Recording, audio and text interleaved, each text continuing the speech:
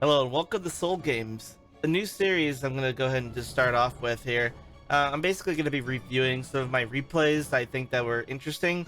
They're not always going to be wins, but they're going to be interesting games, I feel like, with interesting plays that happen throughout the game. So in this game, I wasn't sure what I wanted to do. I had faced this guy before on a different account, and I ran into him same day, but on the dud account. And so I wanted to try and do something a little bit different. I was gonna do proxy. I was debating on whether I want to do proxy 3 gate with a forge or proxy 4 gate. And generally speaking, I haven't had as much success with proxy 4 gate. So we've been switching it up here and there. I started off this game by grabbing one probe, generally the probe that's on this mineral patch here. And I sent it right away across the map. So for those of you who are wondering how can you get the fastest probe across the map, you grab a probe right off the bat at the very beginning when they're about to merge into the mineral patch. You grab this probe and send it across. So as you can see with the positioning here, the SCV scout didn't spot it, and so the Terran is unsuspecting until he gets to my base, which is going to be here in a few seconds.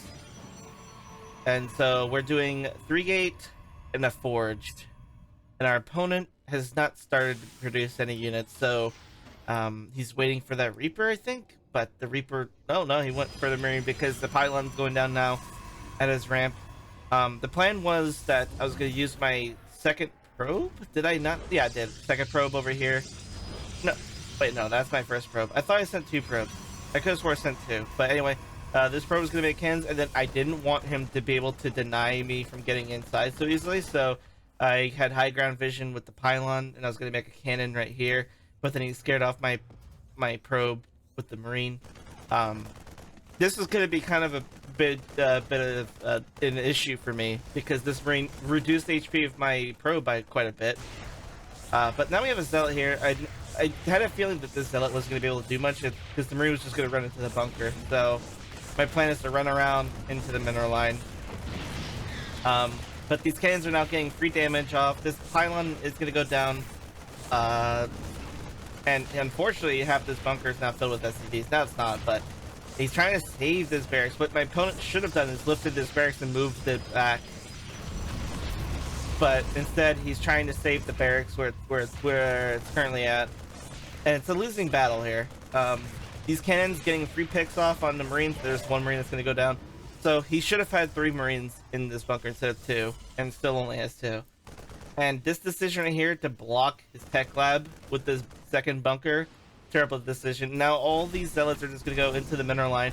And this guy, he's kind of screwed, because there's another pylon back here. These 4 Zealots are just going to run around and kill whatever. I have them attack moving. I have 2 more Zealots over here attacking the bunker, with the cannons now that are also helping support.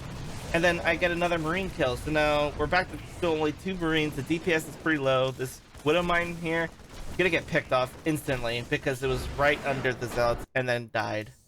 So yeah, I felt like this game was interesting just because, yes, some people say will say, well, this is nothing really new, but it is a cheese nonetheless. And against a Terran in their face, when they could have blocked it, they could have. There's things that they could have done differently. They should have just kept the Marines in this bunker. They should have lifted this barracks back, moved it back over here. This second bunker shouldn't have been here. Should have been probably more like over here to help protect the mineral line more, and also not block his tech lab from his factory. And realistically, this second barracks should never have happened, because if I remember correctly, no, he was building for both of them, but he still managed to only keep 2 Marines alive despite having 2 barracks. This tells you that he just keeps losing shit that he shouldn't. Like, there's 1 Marine lost. He wasn't maintaining production as often as he could have, because he's building these bunkers, but he's losing mining time. He's got money. He's distracted though. Like you can see, he's very distracted. He's not losing as many units as he could have. He's now lost 3 Marines though. Losing 3 Marines when you, like 5 Marines right now wouldn't have made as much of a difference necessarily, but 8 Marines sitting down shooting down these zealots, the 8 Marines would have been huge, actually. But because he kept losing the Marines carelessly, because he kept on, like, he just kept this barracks here. He really should have just lifted it off, moved it back, made a tech lab. Simple hold for the Terran side.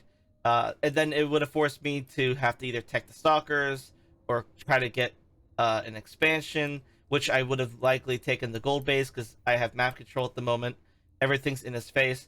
The idea is from here on would be to contain the Terran with cannons, voids, tempests, carriers, whatever, or getting a Colossus, a really fast Colossus. But his next choice would have been a siege tank. That would have been the ideal scenario. And then if he saw voids, it should be Cyclones, which then you go Tempest, and then they get Viking and more Cyclones and more Marines, and then it's a macro battle. But in this scenario, he kind of goofed himself by keeping this barracks here, so he lost a bunch of SCVs. He lost 10 SCVs in this scenario that he shouldn't have taken damage in at all. He could have held this very easily. But I just wanted to show this replay and talk about it a little bit. It's only a 3-minute, 30-second game, but there's a lot that was still discussed, that we could discuss. So hope you guys found this video helpful. The execution and how it's done, we can go over it one more time, go all the way to the beginning. So you can see I did the split first, but realistically, if I wanted to get this shave off 1 second, I could have grabbed this right away. Like right here, you grab this probe and then you just send it. You just click right here with that one probe, click, click, boom, instant. Well, not really instant, but more like half a second.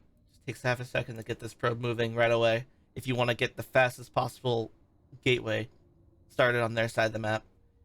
And then from here,